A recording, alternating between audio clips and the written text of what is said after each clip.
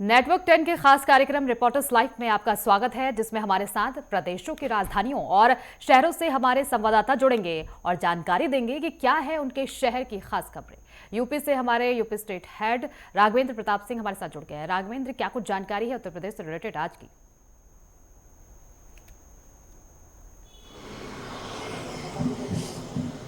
Hello जी राघवेंद्र, मेरी आवाज पहुंच रही है हेलो। आप तक? आप मुझे हाँ, सुन कर पा रहे हैं दीजिए। ना? बिल्कुल, क्या कुछ खास खबरें हैं आज की?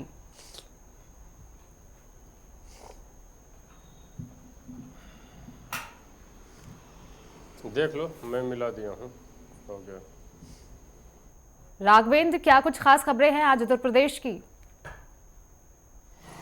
बिल्कुल सोनिया, अगर उत्तर प्रदेश की खास खबरों की बात कर लें तो मुख्यमंत्री योगी आदित्यनाथ आज भदोही में 49वें कालीन महोत्सव का उद्घाटन करेंगे। अभी कल हम लोगों ने देखा कि किस तरह से यहाँ माटी का जो एक दीपावली को लेकर एक उत्साह है, माटी कला महोत्सव का शुरुआत राकेश सचान जो मंत्री हैं उनके द्वारा किया गया। और आज राकेश सचान भदोही पहुंचे हैं, जहां पे मुख्यमंत्री योगी आदित्यनाथ के नेतृत्व में कालीन, चूंकि भदोही की पहचान वहां की कालीन से है, जिस तरह वाराणसी की पहचान वहां की बनारसी साड़ियों से है, तो एक तरह से भदोही में जिस तरह से बुनकरों की समस्या थी, कालीन बनाने वालों की, उनकी समस्या का समाधान तो सीएम योगी आदित्यनाथ द्वारा कराया है गया।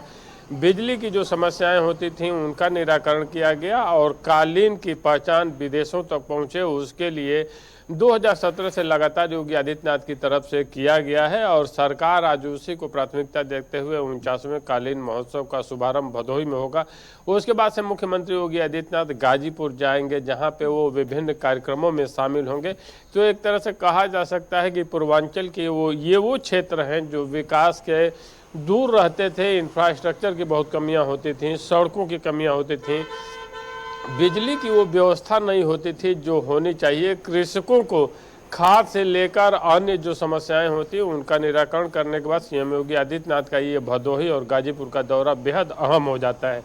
वहीं हम कांग्रेस पार्टी की बात कर लें तो जो शिक्षक एमएलसी के चुनाव होने हैं, वहां उत्तर प्रदेश में कांग्रेस भी अपने प्रत्याशियों को उतार रही है। उन्होंने कल अपनी सूची जारी कर दी है। वहीं राजनीतिक गलियारे की बात कर लें तो लखनऊ का जेपीएनआईसी, चूँकि पूर्व मुख्यमंत्री अखिलेश यादव द्वारा जेपीएनआईसी बनाया गया था और उनकी पुण्यतिथि पे अखिलेश यादव फिर माल्यार्पण करने वाले हैं। इसके अलावा हम स्वामी प्रसाद मौर्य की बात कर लें, जो पूर्व समय में बसपा के कद्दावर मंत्री हुआ करते थे, उसके बाद भारतीय जनता पार्टी में आए, फिर समाजवादी पार्टी में गए, उसके बाद उन्होंने अपनी पार्टी बना ली। आज वो रामपुर पहुंच रहे हैं और आजम खां से मुलाकात करेंगे। चूँकि आजम खां से इस समय जो भी नेता मिल रहा है वो सुर्खियां बनी हुई हैं, क्योंकि ऐसी चर्चा है, परिचर्चा है कि आजम खां समाजवादी पार्टी के साथ रहेंगे या बसपा के साथ जाएंगे या किसी और के साथ।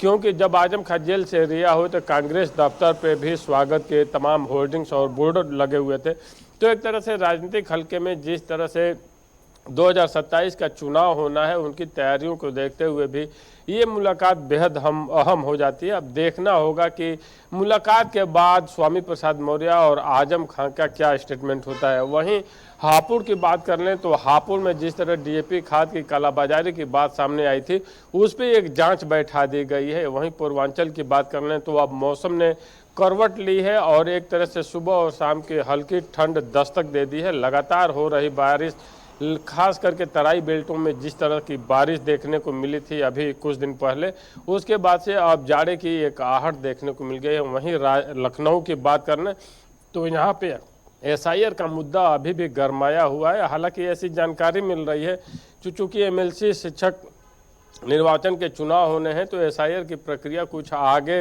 निर्वाचन आयोग की तरफ से बढ़ाया जाए। लेकिन एक चीज़ कंफर्म है कि निर्वाचन आयोग ने अपनी मंशा स्पष्ट कर दी है कि विधानसभा चुनावों के पहले पूरे उत्तर प्रदेश में एसआईआर लागू होगा और जो भी स्क्रूटनिंग होनी है मतदाताओं की, वो स्क्रूटनिंग की जाएगी और जितने फर्जी मतदाता हैं उनको सूची से हटाया जाएगा। जी सोनिया।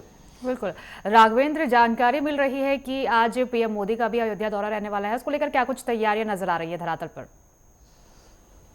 बिल्कुल। अब पीएम मोदी का अयोध्या दौरा इसलिए अहम हो जाता है क्योंकि जो पताका अब राम मंदिर का है उसको लेकर तैयारियां तो चल ही रही हैं। उसके पहले जो अयोध्या में दीपोत्सव का कार्यक्रम होना है, उस दीपोत्सव की तैयारियां जोरों शोरों से हैं क्योंकि 2017 के पहले अयोध्या वो नगरी थी जो इंफ्रास्ट्रक्चर से, विकास कार्यों से कोसों दूर हुआ करती थी। कोई भी राजनीतिक नेता, मुख्यमंत्री अयोध्या जाने से कतराता था। हालांकि सीएम योगी आदित्यनाथ ने सबके रिकॉर्ड तोड़े, सर्वाधिक बार अयोध्या जाने का रिकॉर्ड योगी आदित्यनाथ के साथ है। नहीं तो उसके पहले नोएडा और अयोध्या जाने से लोग कतराते थे। तो दीपोत्सव की तैयारियां जिस तरह से चल रही, चूंकि Guinness book of world record में इस बार का भी दीपोत्सव दर्ज होना है। अभी वहां के आला अधिकारी, जो भी प्रशासनिक अमला है, उन्होंने कल ही दौरा किया था और सारी जो भी तैयारियां हैं उसको परखा था। चूंकि से एक तरह से कहा जा सकता है कि जिस तरह से प्रदेश में धार्मिक पर्यटन को बढ़ावा देने के लिए सीएम योगी आदित्यनाथ ने अपने ड्रीम प्रोजेक्ट के रूप में रखा है और यहाँ के जितने भी धार्मिक परिक्षेत्र थे, जिस तरह से सर्किट बनाकर वहाँ पर विस्तार किया जाए, चाहे हम नैमिषारण्य की बात कर लें, अयोध्या की कर लें, काशी की कर लें, या चित्रकूट की बात कर लें, या उत्तर प्रदेश के मथुरा की बात कर लें, वृंदावन की बात कर लें, तो अयोध्या की इस बार की जो तैयारियां पीएम मोदी को लेकर वो तो खास ही हैं।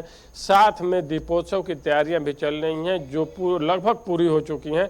तो एक तरह से कहा जा सकता है कि अयोध्या एक तरफ विकास की पटकथा लिख रही है तो दूसरी तरफ धार्मिक पर्यटन को एक बड़ा पंख लग रहा है और उसकी तैयारियों को मुख्यमंत्री योगी आदित्यनाथ द्वारा बार बार समीक्षा बैठक करके देखा भी जा रहा है। बिल्कुल राघवेंद्र, आज का दिन ऐतिहासिक होने वाला है क्योंकि आज राम मंदिर के शिखर पर 22 फीट लंबा ध्वज फहराने जा रहे हैं पीएम मोदी। बहुत बहुत शुक्रिया आपका इन तमाम जानकारी के लिए।